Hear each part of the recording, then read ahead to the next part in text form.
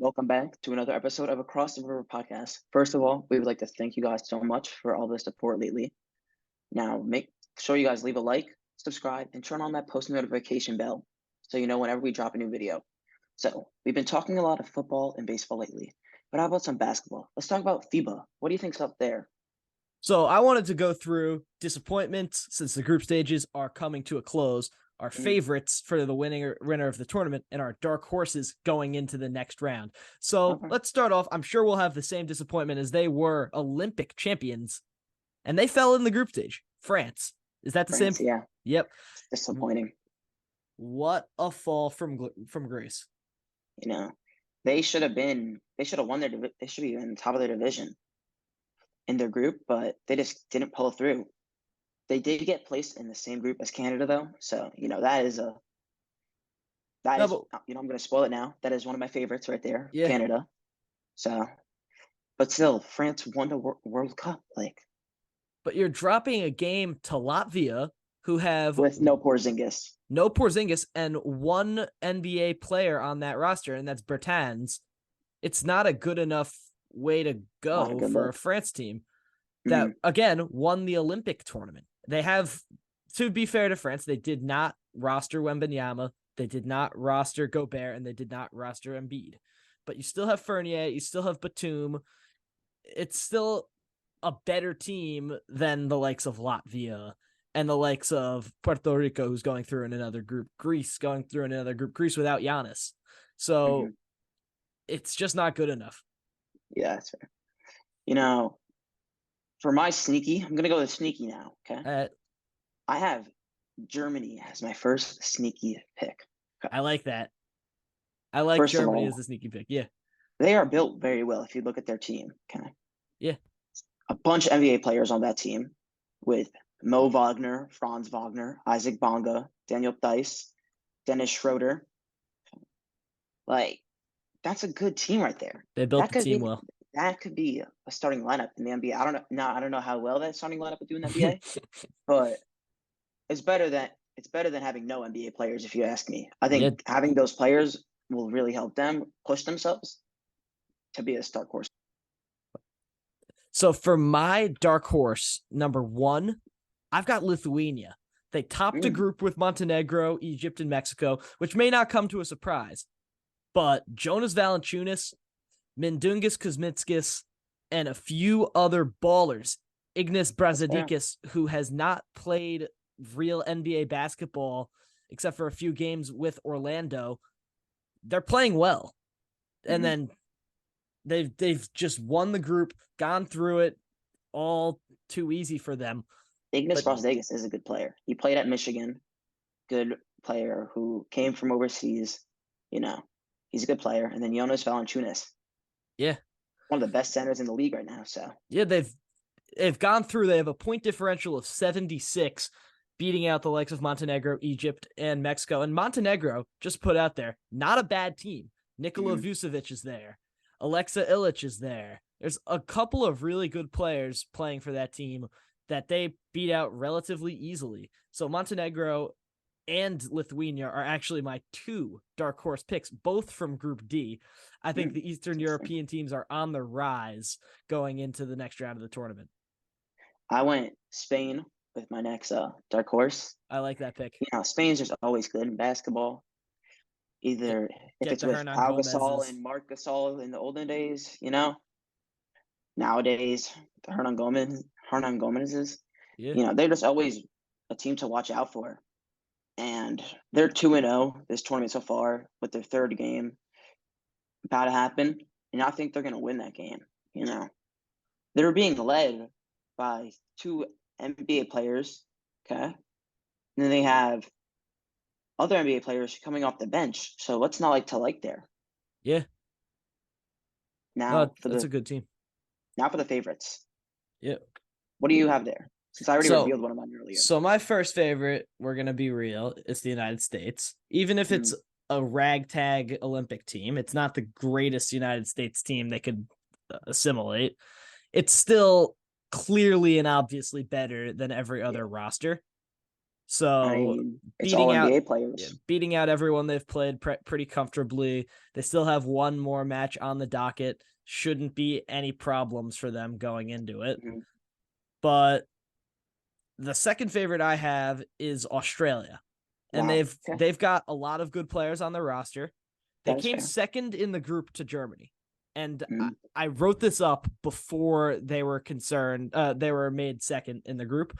But just roster-wise, they've got Patty Mills, Josh Giddey, Joe Ingles, Dante Exum. But it's more than the roster. It's a group of guys that have been playing together internationally since 2019. So they have that kind of chemistry there, and it's not their first rodeo, and I think they're going to make it very far. For me, I have to go with USA, and then because it's basically all NBA players there. So yeah, what's not to like? And then I went for Canada. I think Canada.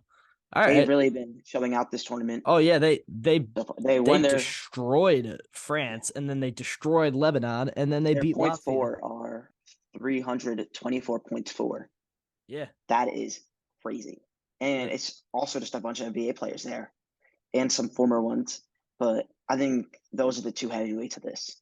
Yeah, I'd fully agree. So that's my pick. What's your take overall on the tournament? Because I haven't really been able to get to that much of it. I've watched maybe a full quarter, but the games are kind of early. Yeah, but I think it's cool. I think it's a fun concept. Yeah, when there is no NBA, I think maybe having it earlier in the summer would have been a bit better. So then it's not so close to the NBA season in case injuries do happen. It gives people time to recover. Yeah. Do you think overall, I really like the concept. Do you think it could reach World Baseball Classic lore or nah? Ooh. See, World Baseball Classic and FIBA is kind of different, though. I agree.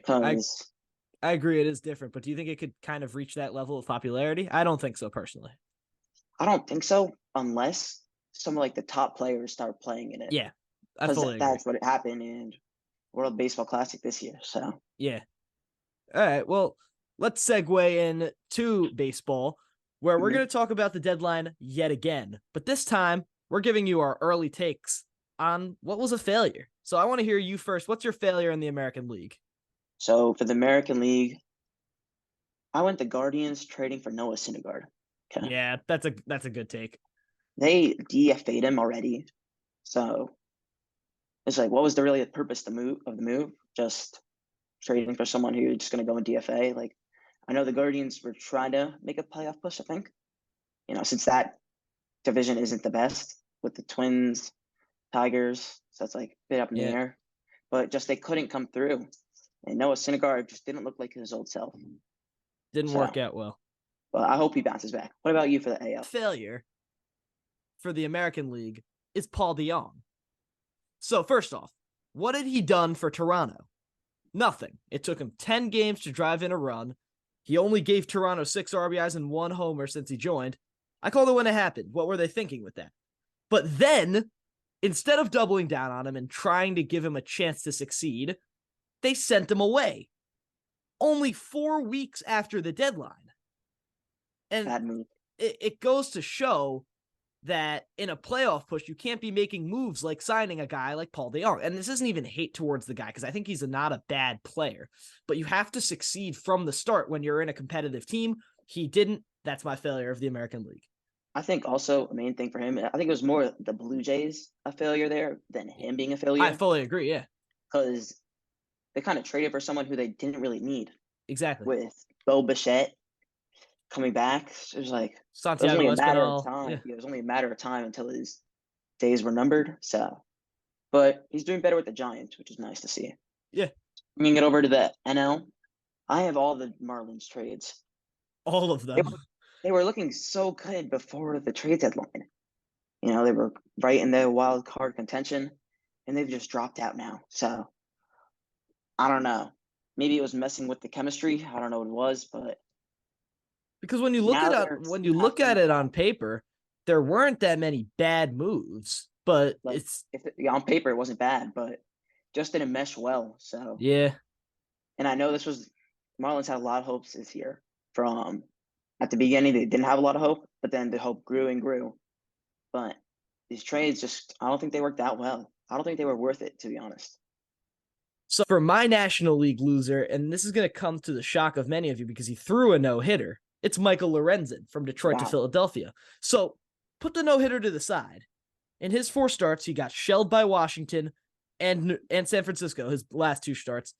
He gave you a quality start against the Marlins, and then they threw the no-hitter. But the Philadelphia Phillies are in need of quality starts, and Lorenzen has not consistently enough been that guy. With the way it's played out, it's looking to go downhill. They've got a tough schedule going forward, and you need wins. Lorenzen has not been the guy that's done that in the past, first off. And put those first 2 games to the side. Look at it as opening day work. That's 10 earned runs in 2 games. It's not good enough, and I think it's going to be a problem going downhill. I might be preemptively calling it, but it's not good enough. Yeah. Best of luck to Michael Lorenzen. I'm a big fan of the Vans cleats, though. So yeah. I like that. Swinging it over to the NFL. So we're starting a new thing. We're going to be doing our game-by-game predictions for every week in the NFL. We're going to be keeping record of who does better, and we have a little forfeit for the loser. Whoever loses, the winner will come up with 3 jerseys that the loser may have to buy, and we'll leave it up to you, the audience, of which of those 3 the loser has to buy and wear for one whole video. So I am a Blue Jays fan. I am a Devils fan. I am a New York Red Bulls fan. I am a Miami Dolphins fan. Before I tell you my favorite teams, one of my favorite teams just made a big move, as the Mets just waived Carlos Carrasco. He's been pretty bumpy lately, but they weren't trying to win, so I don't know what happened there. Now, the Yankees, they also waived Harrison Bader. The White Sox waived Mike Clevinger. The Angels also got rid of basically half their team. They waived Lucas Giolito, Matt Moore, Reynaldo Lopez, Hunter Renfroe, and Randall Kachuk. So, what are they? Is this some kind of collusion for the playoff teams to get better pitchers to make it a more interesting pitcher? Is that what the MLB scripted this year? Before we talk about the NFL, let's talk about this. What do you think's there? I'm very confused by what the Angels are doing because I said at the window, I said they were winners for bringing in Grichuk, bringing in Giolito. They're trying to make themselves a more habitable destination, keep Ohtani. But what my guess is Ohtani said, I'm leaving after the year. And they said, now we don't need these guys. Let's rebuild. That's my guess. As far as Harrison Bader, Carlos Carrasco, I don't think that really holds that much weight. Clevinger doesn't hold that much weight. They're older guys getting passed on. That's all it is. That is fair. So, back to my favorite teams. The Mets, Knicks, Rangers, and Jets. So, there are some rivals between me and Dylan. Yeah, mainly Rangers and Devils. So yep. Across the river. That's probably where I'm going to go for the jersey. So I'll think long and hard because I might have some really good ones for you. All right. Let's start with the Thursday game. Chiefs versus Lions. What do you have happening there? Why don't you say first? All right. So I know before you Lions fans get on my back, the Lions made some improvements to their team, but I've stood tall throughout the entire offseason saying you can't fight fire with fire. You can't have a good team last year and then bring in just a completely new group of people to try to improve the team. You have to build on top of it. The Lions are going to struggle from the start of the season. I think they'll end the season maybe 8-9, maybe 9-8, maybe 10-7. But from the start of the year, they're going to have a tough time, especially against a team that's as cohesive as the Chiefs. Chris Jones or not, the Chiefs are taking this. It's Mahomes. I got to go with Mahomes. I'm taking the Chiefs, I think the Lions will do really well this season, but how can you not go with Mahomes and Kelsey? Yeah. Probably the best 1-2 duo in the league. Yeah. So, I'm sticking to my guns for Panthers-Falcons. I do have the Panthers winning that division, so I'm going the Panthers over the Falcons. I also am going to have Panthers over Falcons. Hopefully we can get some disagreements in this because that would make it real fun, make it real competitive week 1. But I have the Panthers taking this as well. The Falcons look to be going into the season starting Desmond Ridder. Panthers have a much better option in at quarterback in Bryce Young. Good options all around the field for them. Adam Thielen recently joining, and I like the running game that they have in place post Christian McCaffrey era with Miles Sanders there. So I'm going to take Carolina. So Bengals Browns with Joe Burrow or without Joe Burrow, the Bengals are winning that game. Come on. So here we come to our first disagreement. Okay. Week 1 Cleveland curse. Snap. I've got the Browns taking week 1 over the Bengals. Do you remember week 1 for the Bengals last season? Just by question. You don't care? I just like to bring up what happened. Joe Burrow threw 4 interceptions. Not saying it's going to happen again, but I'm also not saying Joe Burrow is going to play. This calf strain could have him out 3 weeks. We don't know. So if they're starting Ryan Finley, I'm starting with a Browns win. Yeah. I'm sticking to the Bengals. They have enough on their team to just pull it through. If it's Jake Brownling at QB, he has enough weapons. Tyler Boyd, Jamar Chase, T. Higgins, 3-headed beast at wide receiver. Come on. How can you not take that? All right. So I will be enjoying you buying that jersey. Okay, we'll see. I got the Jags beating the Colts. I think we both have that one. I also agree with that. I've got the Jags taking that. The Colts just cannot beat the Jags for the life of them. So that's especially now Jonathan Taylor for the first 4 games. First 4 games, very detrimental. Vikings Bucks. What do you have there? Because I think that So this is an interesting game because I'm not high on either of these teams. I am going to pick the Vikings because it's going to be a close game, and the Vikings don't lose close games. So I'll give it to Kevin O'Connell and his side. I don't really have all that much analysis on it. The Bucks have a pretty well-rounded defense. I like them starting Baker. I do like them starting Baker, but well-rounded defense, older offense. You're going to end up playing a lot of Rachaad White this season, a lot of Keyshawn Vaughn at running back, no more power hitter in Leonard Fournette, but the wide receiver core is still solid. So I think they'll give him a game, but I'll give the Vikings the win. Got to go with Kirk. How can you not love Kirk? So Titans Saints. I think this one might spruce a little controversy. What do you have? I've got New Orleans taking this one. I'm a fan of the Saints going. Wrong. That's wrong? 0-2. That's 2 wrong for him, guys. Make sure you mark it down. I got 2 wrong for you, I think. And I'm not gonna ramble on with this one because it is a fair take to have the Titans beat the Saints here. But the Saints are always good going into the season. And everyone's healthy as far as now. Derek Carr, first game in, I trust him more than no Kamara, no problem. They'll be fine with whatever they have in the running game because their tackles are good, their guards are good, their line is healthy. Once they start hitting injury problems, which will happen because it always happens to the Saints, then we're going to start to see some problems. But right now, I feel comfortable saying this is one of the better rosters in the league, so I'm going to give the Saints the win here. I'm going the Titans. How can you not love Derrick Henry? Probably the best running back in the NFL. Oh, it's not 2019 anymore, Ben. I mean, still, okay, you want to go on and play defense against Derrick Henry? He'll stiff arm you. Okay, do you want to play defense against Derrick Henry? That's why I'm picking Derrick Henry to win the game.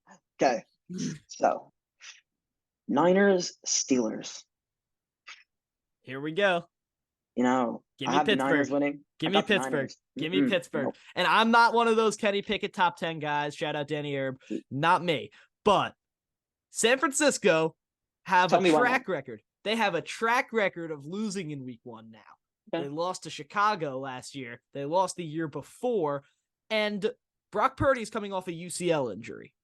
They're going in with full confidence him at the helm. And I believe in Kyle Shanahan and everything they've set forward. I think they're going to be first or second in this division pretty comfortably making the playoffs. But Pittsburgh do it right. They don't lose games that they're not supposed to. And even though this might be a game that on paper San Fran have, you'd be surprised at how many of those games that are 3.5 spread closer to that Pittsburgh's going to be able to go and win. And I just think they've got that power in them. They're going to win. Pittsburgh is lucky. The game is in Pittsburgh, but I still think the 49ers got it. I mean, the 49ers defense is just stacked. Yeah. Okay. And then the offense, CMC and Debo and George Kittle. No, I'm not denying the talent on their roster, but they've got to lose some games somewhere. And I think this will be one of them. This next game is I think a game not many people will be watching. The Washington Commanders against the Arizona Cardinals. I was waiting for this one. This game sucks. It does. Put this on Thursday Night Football in week 4. That's what I think of this game. But I'm going Commanders. I'm going Commanders as well. I like Sam Howell going into this season, and they've got their stuff together. I mean, who are the Cardinals starting at QB? Who are Josh Dobbs, I'm pretty sure. Or I believe, Clayton Tune. I mean, one of the two. So it's crazy. Gannon said it was a surprise going into week 1, and it will not be a good one. So yeah. So the next game. So the next Texans, Ravens. All right, let's just say who we have winning this game on the count of 3. Okay, 3, 2, 1. Ravens. The Ravens. Yeah. Okay. Yeah. I don't think we need to spend much time there. It's DJ Stroud. I think he's going to struggle. It's that Ravens defense. Now, I know you got the Packers winning their division. Okay. Yep. So, well, how about the Packers Bears? Let's see if you're staying to. You're going to the Packers. Who owns the Bears? Okay. Aaron Rodgers. Who's not on the Packers anymore? The Packers own the Bears. No. You're acting like it's a one-man effort. The Packers own the Bears. The Bears don't win against the Packers. Give me the Packers. I'm going the Bears. I love what I see on the Bears. Justin Fields. Justin Fields is a bottom 5 passer. Okay, I'm not like huge on Justin Fields, but I think him having more targets, especially DJ Moore and Chase Claypool. I think he'll improve. Sure. I think that'll help him a lot. So, but I wouldn't liking what I'm seeing there. All right. So, I think, and also their defense is always solid. How can you go wrong with the Bears defense? Defense may be better this year than it was last year, but I would go far from saying it was solid. I mean, compared to other teams. Now to another game I'm not a huge fan of. Raiders Broncos. Raiders Broncos, your annual Week 1 AFC West mid-off. And I'm going to go with the Raiders because somehow they have their stuff more together than the Broncos, which is crazy because the Raiders are the kings of being disorganized. So a fair play to them. They've got Garoppolo. They've got whatever they need down the stretch. It's going to fail. The Raiders will take this one. Broncos country will not be riding. Okay. They're going to take an L. Sean Payton is going to be having his first L on the Broncos. And it's going to be coming from those Raiders. Now, to a former Super Bowl matchup. The Philadelphia Eagles against the New England Patriots. I think they both have the same winner. I think it's pretty obvious. So I probably do. It's the Eagles, right? Eagles, yep. But I think New England's going to give them a good game. I think New England's going to play them to the wire, and it's going to be the game of Week 1 because they've got a good defense going into this season. They've got a better offense going into this season. Even though I have New England missing the playoffs, I'm very high on them. Their schedule is rough, but their team is good. I think they're going to have a really good season. Mm-hmm. So, now to another game with the AFC East team in it. The Los Angeles Chargers against the Miami Dolphins. I know you're a Miami Dolphins fan, but come on. You got to go with the Chargers here, right? Are you kidding me? Are you kidding me? I am not kidding you. That's a crazy take. First off, I'm not even going to act biased here. Okay. The Super Bowl run is starting in Week 1. Your Miami Dolphins are going all the way with QB MVP Tua Tagovailoa, Offensive Player of the Year Tyreek Hill, Offensive Player of the Year 2 Jalen Waddle, Defensive Player of the Year Christian Wilkins, Xavier Howard, Jalen Ramsey, whoever you want. This Miami team is taking everything. Okay. Yeah, they're taking third place in the AFC East. That's what they're going to do. Okay. They will not be doing that. The game is in Cali, number 1. So the Chargers do have home field advantage. Oh, yeah, because Chargers fans are so scary. Hey. You're saying Dolphin fans are scary? So, I mean, much more than Chargers fans. Look, I challenge you, actually, to find me one Chargers fan. Jared Raccio. Shout out. Wait, is he a Chargers fan? Oh, okay, fair enough. You know what? You found one. I'm not going to challenge you to find 2 because you did prove my point. Okay. Good work. No, the Chargers have a better QB. Okay. Herbert is better than Wrong. Better running backs. QB, better running backs. Yeah, that's a fair point. Austin Eckler? yeah, that's a fair point.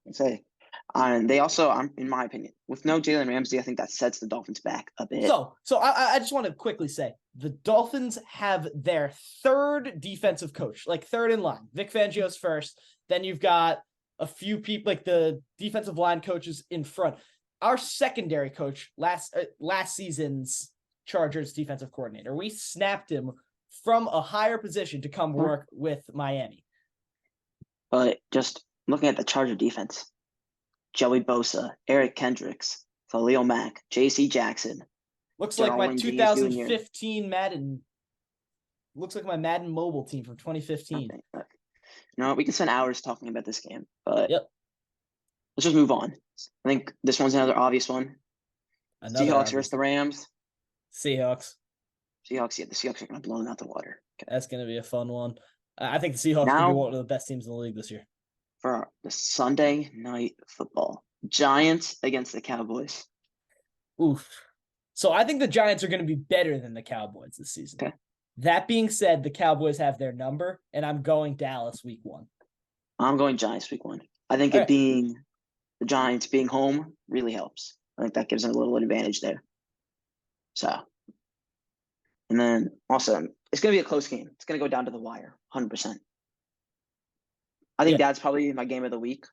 That's a good take. That's going down to the wire, but I think the Giants are going to pull it off, especially after the trade for Isaiah Simmons. That's a really good trade. That was a good trade. That being said, I don't think that's going to be a big factor going into week 1 because how are the Cowboys going to win this game? It's not going to be on the ground because as much as I like Tony Pollard, that's a one-stop back now. I think losing Ezekiel Elliott's a big mistake for them. Mm-hmm. The way they're going to win this game is by taking advantage of a young secondary. And I think Dak Prescott and CeeDee Lamb, as much as I don't think that's a great quarterback to receiver duo, and then you've got Brandon Cooks, Michael Gallup, I think winning the game on the edges of the field with receivers and with your quarterback showing off his arm is what's going to happen. I think it's just a mismatch for the Giants. For me, is Dak lost his safety blanket. He lost Dalton Schultz.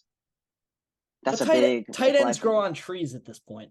I mean, but he was his main man.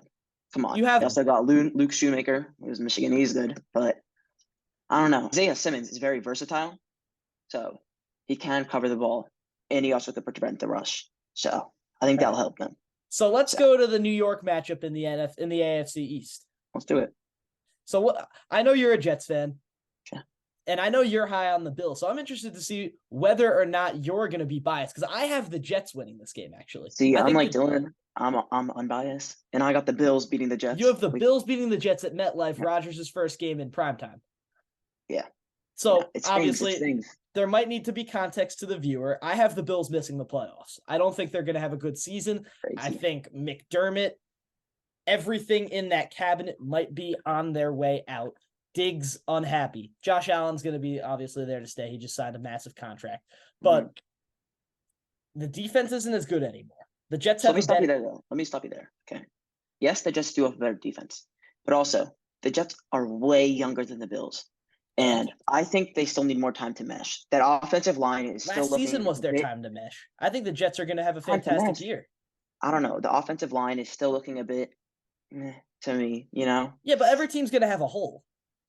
I mean, but like having the offensive line as your whole is a big. With Aaron Rodgers, it's not as big a problem. Aaron Rodgers has been playing with bad offensive line since he came out of the womb. The Jets are going to beat the Bills week 11, but I don't think week 1 is for the Jets. You know, right. Even though I think there will be a bunch of overreactions if the Jets do lose. Everyone's saying, "Oh, the season's over for." I think it's going to be a close game, but the Bills end up taking it. So. All right. That's my thing. So let's put our differences aside. Let's have some work together to get another perfect grid. We won in baseball last time out. Let's run it back.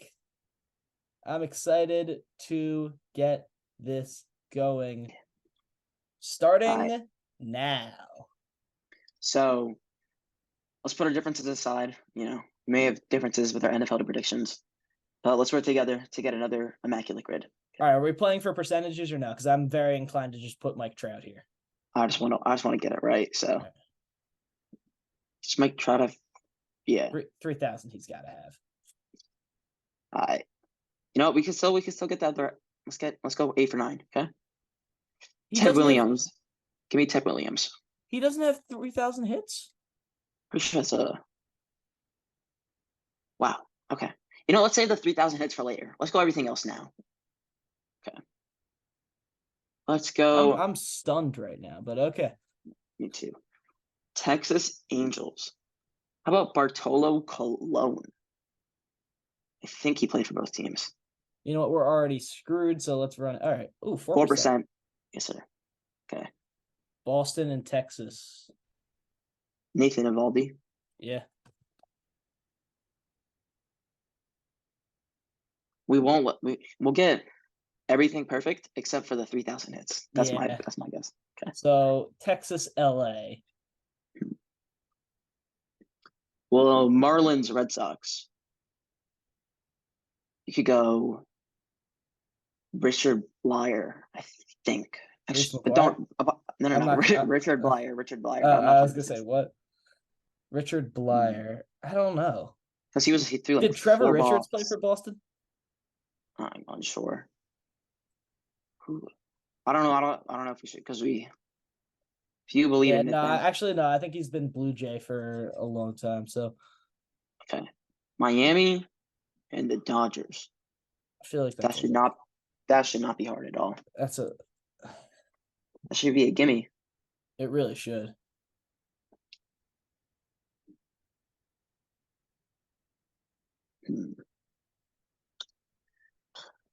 I don't know why Richard Blyer is popping into my mind for Red Sox. Marlins. I mean, you want me to just go with it?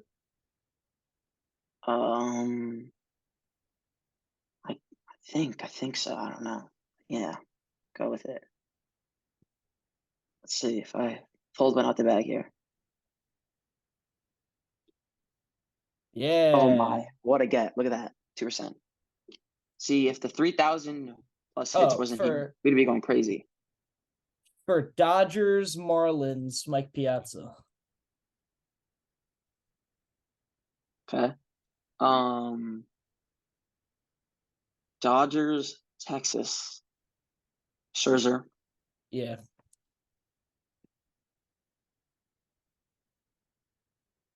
There we go. Angels, Marlins. Ooh, okay. It's a bit tricky. Trying to think, because the Marlins and Angels are both teams that have like a bunch of players coming in and out of their system. So Joey Wendell. I don't think he played for the Angels, but I'm not 100% sure.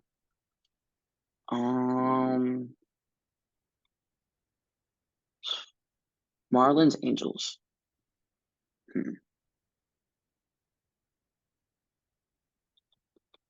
Should we try Edwin Jackson? What the hell? No. All right, let's try Joey Wendell. You know what? If you think so. We are bad. Okay. I like this. Green Bay and Jets. So he hasn't played a game yet. So I'm not going to do it. I'm going to go Favre. That does work. Favre. 88%. So I could not care less. Jags, Jets. Marquise Lee. You sure he played for the Jets? No. I'm thinking Keelan Cole. My bad. You sure he played for the Jets? Keelan Cole, definitely. Okay, wow. I'm a Jet fan. I can't remember that. Okay. Bills. I'm going Micah Hyde here. That works. Even though I know a better percentage. You know what? Let's see it. Wow, okay, good get. So Jets 1,000 plus yard receiving season. How about Braylon Edwards?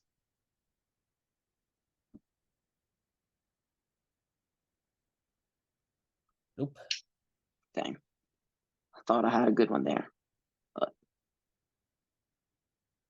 I want to see if this works because we already lost. I want to see if Danny Amendola works. No. All right, so Jets 1,000 plus receiving. Let's just go with I don't know, Brandon Marshall.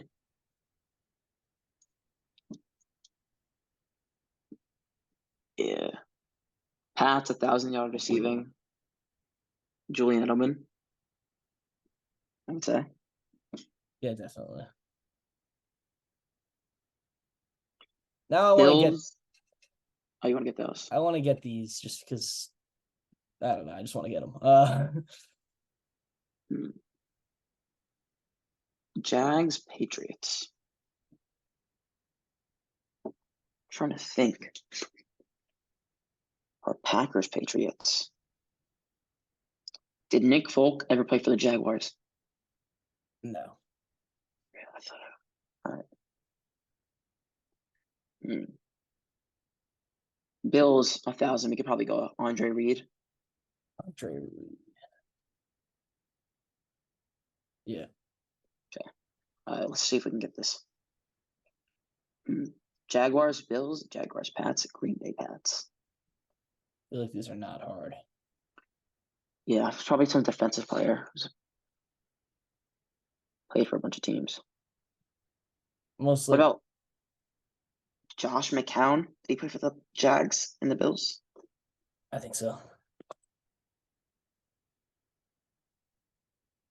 I don't know that he played for the Bills. Screw it. Right.